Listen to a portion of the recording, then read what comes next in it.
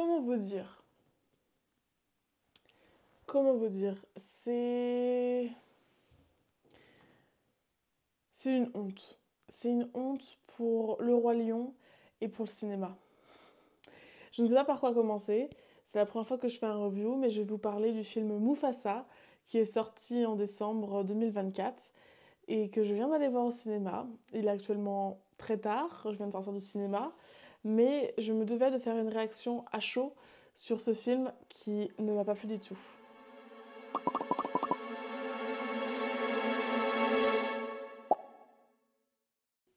Pour donner un petit contexte, je suis une très grande fan du Roi Lion, mais une très grande fan du Roi Lion. Je le connais, le 1 surtout, je connais le 1 par cœur.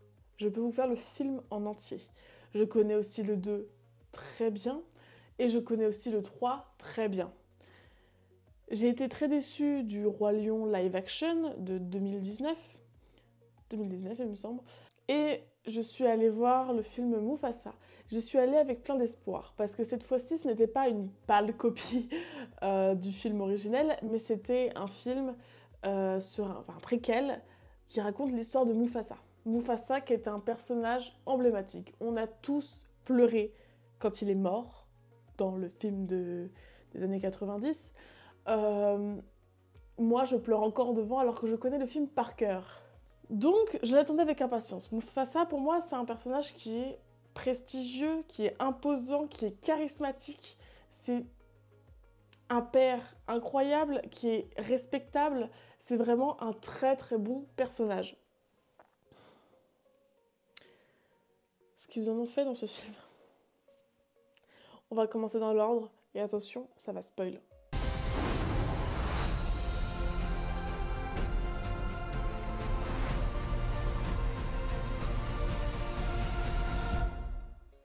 Donc Mufasa, le film, commence avec Simba, qui est déjà né, et oui, et Mufasa est déjà mort. Parce qu'en fait, on est au début, je pense... Non, même pas, on doit être... Oui, si, on va être au début du film 2, au final. Parce qu'il y a Kiara.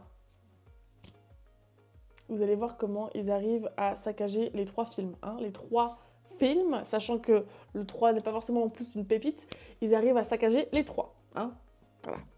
Donc, le film commence où Mufasa va rejoindre Nala qui va accoucher. On pense qu'elle va accoucher de Kiara parce qu'on connaît le film 2, mais en fait, non, parce que Kiara est déjà là.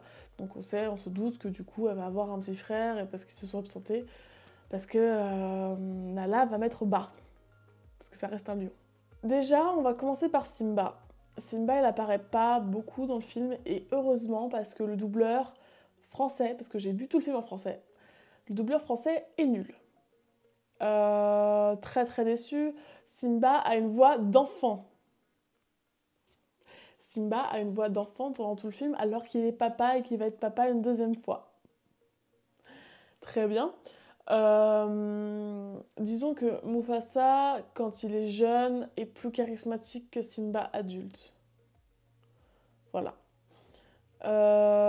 On enchaîne avec Timon et Pumba qui racontent des histoires à Kiara.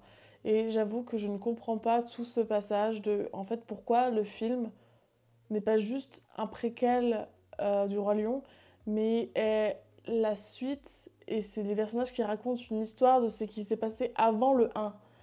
Et pourquoi c'est pas juste un préquel? Pourquoi il faut que ce soit une histoire racontée par les personnages, on va dire, actuels? Je comprends pas. Aucun intérêt. Ça n'apporte rien. On ne s'attache pas aux personnages. Les personnages ne sont pas attachants. Vraiment pas. Je n'ai ressenti aucune émotion durant ce film. Ce film va beaucoup trop vite. Les dialogues vont beaucoup trop vite. Ils ne prennent pas le temps de se poser. Ils enchaînent parce que vite, vite, vite, vite, on n'a pas le temps. Alors que le film fait quand même 2 heures. Il est plus long que qu'un dessin animé, on va dire. Et donc il est assez long, 2 heures c'est assez long hein, pour un film où il n'y a pas d'humain, qui n'est pas en prise de vue réelle, même si c'est du live action, mais ça reste de la 3D. D'ailleurs, en parlant de la 3D est j'aurais envie de dire très moche. Mais ils ont fait un effort par rapport au 1, parce que le 1 était somptueux. Ça, on peut pas lui enlever, le 1 était somptueux. Ils ont un peu humanisé les animaux. C'est ce qui avait été demandé par les fans. Ils ont fait un effort, mais ils ont voulu garder quand même l'esthétisme du 1 pour pas perdre tout le monde, et voilà. Du coup, ils se sont mis le cul entre des chaises, et... Bah c'est nul. C'est très très nul. C'est... Non, c'est pas beau. Il y a eu des idées intéressantes, mais bon. Mufasa, c'est un sport national pour lui de tomber des falaises. C'est un sport national. Il le fait 3-4 fois dans le film. Et à chaque fois, ils nous mettent la musique. Ils nous mettent la musique du dessin animé d'origine quand Mufasa meurt. Moi, je suis très sensible à la musique. Je suis vraiment quelqu'un qui est très sensible à la musique et je reconnais beaucoup les musiques, surtout que celles-là, je les connais par cœur. Je parle pas des chansons, je parle de la BO, de la bande originale. Je connais les musiques par cœur. Et là, du coup, j'ai reconnu toutes les musiques qu'ils nous ont mis à tel endroit, ils ont mis telle musique qui se passe à tel moment du film de 90, des années 90. Donc je sais, je reconnais. C'est juste une pâle copie en fait ce film, il n'y a pas de bonne idée. Euh, le personnage de Scar est mal écrit. Ils deviennent amis comme ça, le premier coup. Ils ont d'ailleurs refait la scène du 2 quand Kiara se fait attaquer par les crocodiles, ils l'ont refait avec Mufasa. Sauf que cette fois, le héros, eh ben, c'est pas lui qui est de sang royal, j'aurais envie de dire l'anti-héros, qui est lui de sang royal, et c'est le héros qui est lui un vagabond. Comme dans le 2, mais enfin dans le 2 c'est l'inverse, mais c'est exactement la même chose. On nous met l'intrigue des lions blancs, qui sont les vagabonds, donc c'est tous des lions blancs. Pourquoi ils sont tous blancs? Parce qu'il fallait qu'on les différencie. Je trouve que c'est ceux qui sont le mieux faits. Et encore, il y a des plans qui sont vraiment moches. Mais par contre, au niveau de l'écriture, ça marche pas du tout. Pourtant, le méchant des Lions Blancs a vraiment une voix très charismatique, très puissante et très forte. Et j'ai bien aimé. Je me suis dit, ah là, on a un vrai doubleur. Là, ça va vraiment être cool. Mais non, il est nul, il est mal écrit. On comprend pas trop pourquoi ils font la guerre à tout le monde. Il veut être le roi des rois, alors qu'il du coup il tue tout le monde. Mais du coup il est roi de personne parce qu'il tue tout le monde. Donc c'est le roi que de son propre clan. Donc bah ça marchait très bien comme ça avant. Il poursuit Taka parce que il s'est échappé et que lui a du sang royal, donc il va vouloir essayer de tuer Taka. Donc on part sur une fuite de Mufasa et de Taka. Ils finissent par rencontrer Sarabi pendant leur péripétie, qui est plutôt bien introduite, ça pourquoi pas. Ils ont essayé de créer une romance, enfin pas une romance, mais bah, une romance à sens unique de Taka par rapport à Sarabi. Mais sauf que ça sort de nulle part. Et au final, c'est ça qui finit par rendre méchant Scar. Alors que... Enfin, Taka, du coup. Alors qu'ils ont eu aucune complicité depuis le début. Et... Ouais, ils ont aucune complicité depuis le début. Comparé à Mufasa et Sarabi, qu'on voit que dès le début, ils ont de la complicité. Même si c'est fait exprès, c'est mal fait, en fait. Parce que faudrait qu'on puisse y croire et faudrait que du coup on ressente de la peine quand Taka se fait pas rejeter par Sarabi parce il se fait même pas rejeter parce que il lui a rien avoué de ses sentiments, ils ont juste échangé 2 mots et elle fait ah ouais c'est sympa que tu penses ça, ouais t'as vu je pense ça, cool. Et il y a eu un blanc entre eux, ils ont rien dit après et c'est la seule interaction qu'ils ont vraiment eue. Donc non, je n'ai pas de pitié et d'empathie pour ça, alors que les autres ont eu des vrais échanges entre eux. Donc j'ai envie d'y croire, et en plus comme on connaît la suite, on a encore plus envie d'y croire, alors que il aurait fallu qu'on ait un doute, qu'on se dit, en vrai, il y a un truc, hein, ou en vrai, Sarah elle a peut-être ressenti quelque chose pour Taka. Mais non, parce que ce film a trop de péripéties et d'aventures, donc ils ont le temps de rien détailler. Ils ne détaillent rien dans ce film. Donc, ouais, dans ce film, ils prennent le temps de rien détailler. Et donc, du coup, Scar devient méchant, enfin, Taka, pardon, devient méchant.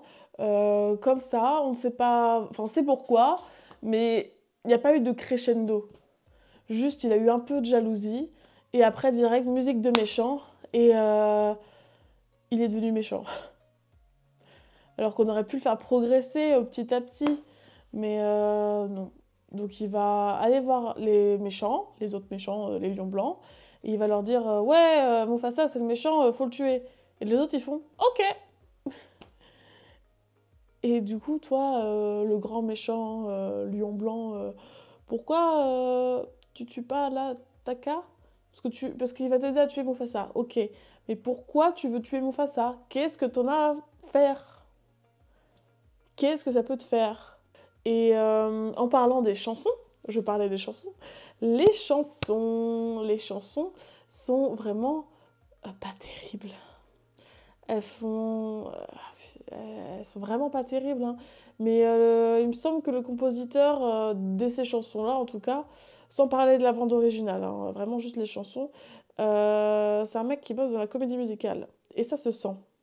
Sauf que je ne regarde pas une comédie musicale, je regarde un film d'animation, j'aurais envie de dire, un live action, où ce n'est pas une comédie musicale, c'est un Disney, où c'est un film où dedans il y a des chansons. Mais ce n'est pas une comédie musicale. Et ce ne sont pas des chansons adaptées. Parce que ce ne sont pas des chanteurs, ce sont des lions. On n'y croit pas quand ils font des notes comme Céline Dion ou comme Beyoncé, quand ils font des super notes où il faut vraiment ouvrir la bouche pour chanter et que eux ils ouvrent un tout petit peu la bouche, bah oui, parce que c'est des lions et qu'ils peuvent pas chanter comme un humain. Et du coup, ça se voit en fait que des fois, quand ils font des grandes notes, bah ça marche pas. Et donc, du coup, bah on n'y croit pas. Et en plus, c'est pas beau. Et il y a plein de plans qui sont très moches. Il y a des plans qui font un peu, bah, qui sont en fisheye, mais qui, j'ai l'impression, ont été comme si ça avait été tourné avec une GoPro. C'est très moche aussi, ça. Faut arrêter. Parce que ça donne un genre et ça donne un style quand c'est du prise de vue réelle. Mais là, quand c'est ça, ou c'est de la 3D, ou quand tu zoomes dessus, bah c'est pas très beau. Alors là, en plus, en déformé, on a l'impression que c'est un problème technique. Donc faut pas faire ça. Donc ensuite, les méchants, ils arrivent... Oh putain, comment ils appelaient ça? Milélé. Milélé. La terre des lions, tout le long du film, il l'appelle Milélé.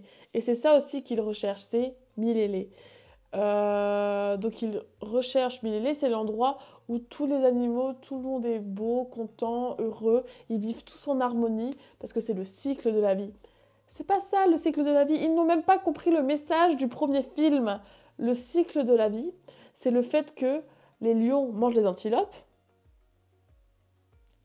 les lions se transforment en herbe, et les antilopes mangent l'herbe. Je crois que je l'ai, c'est ça.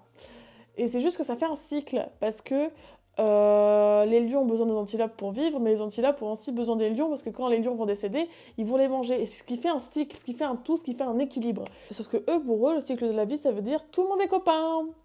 Donc Mufasa, quand il arrive à Milélé, il va dire à tout le monde, venez m'aider, vous êtes tous mes copains. Donc les girafes, les gnous, les éléphants, tout le monde venez m'aider pour tuer les méchants. Et du coup, bah, tout le monde l'aide. J'avais l'impression de regarder la Patte Patrouille en fait. Et on était plusieurs dans la salle. Enfin, j'étais pas toute seule dans la salle. On était bien une cinquantaine, hein, je pense. C'était une salle bien remplie quand même. Il y avait des enfants. Il n'y en a pas un qui a ri une seule fois. Et j'ai entendu même des soupirs. Parce que c'était trop, c'était n'importe quoi. Même les enfants n'y croyaient pas. Parce qu'en fait, je pense que maintenant, ils prennent les enfants pour des abrutis. Alors que les enfants ne sont pas des abrutis. Ils peuvent très bien comprendre des choses pas stupides. Et pareil, pour l'humour, ils peuvent comprendre l'humour qui est plus fin que ça. Mais non. Ils ont voulu aussi reprendre un moment Hakuna Matata. Ils se sont vannés eux-mêmes dessus, mais c'était juste nul. C'est censé être drôle, un running gag. Mais voilà, mais non, c'était juste nul. Donc tout ça pour dire que à la fin, Mufasa monte sur le trône parce qu'en fait c'est le roi parce qu'il a réuni tout le monde et c'est le roi de Mille. Scar il a un peu le seum. D'ailleurs il s'est fait sa, enfin Taka a un peu le seum. Il s'est fait sa cicatrice en combattant le méchant et en sauvant son frère parce que du coup son frère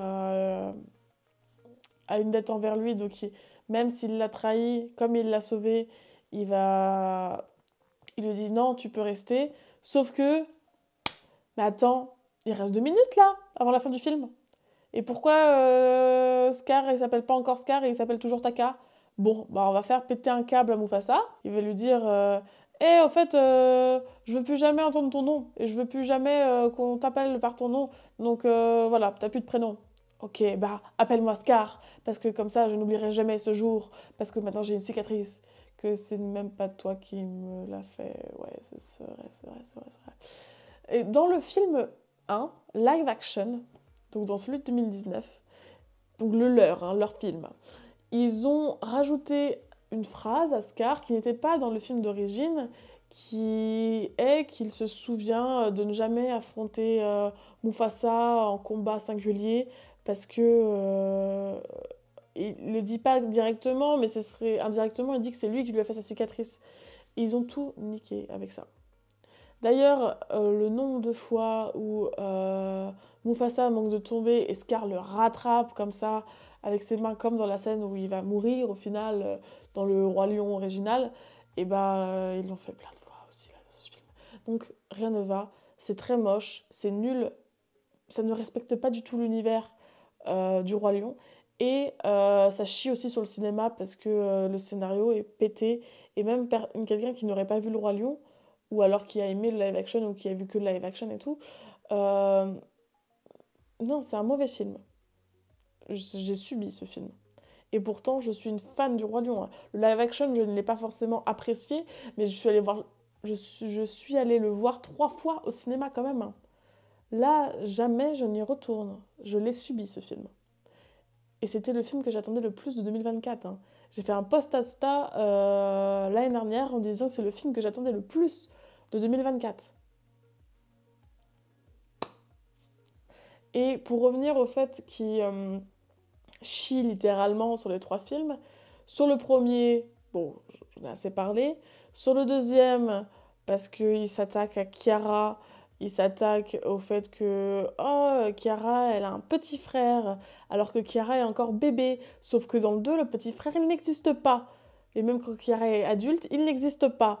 Donc ça, c'est pour juste, je pense, matcher avec la garde du Roi Lion, le truc sur Disney Channel, il me semble.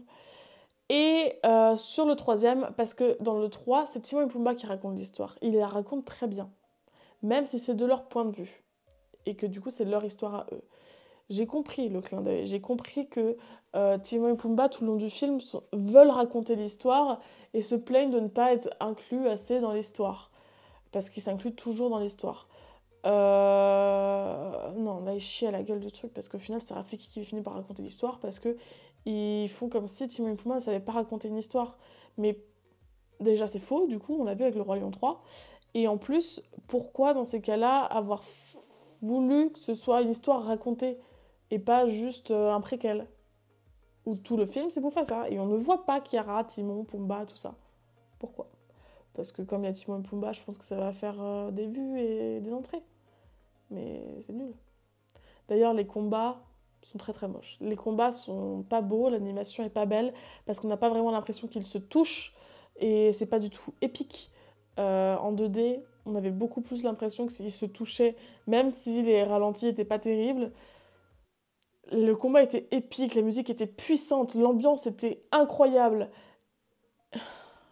Non, non, non, là ça marche pas. Mais bon, écoutez, je vous laisse aller le voir, si vous voulez vraiment voir ça de vous-même.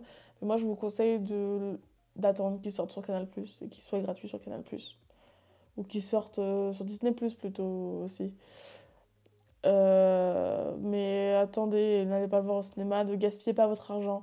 Moi, j'y suis allée, j'ai le pass et ça ne m'a rien coûté, et heureusement, à part mon temps. Euh, mais bon, voilà. J'espère que cette vidéo vous aura plu, j'espère qu'elle n'est pas trop chaotique. Je vais essayer de faire ce que je peux au montage. Merci de m'avoir écouté. Sur ce, bonne nuit.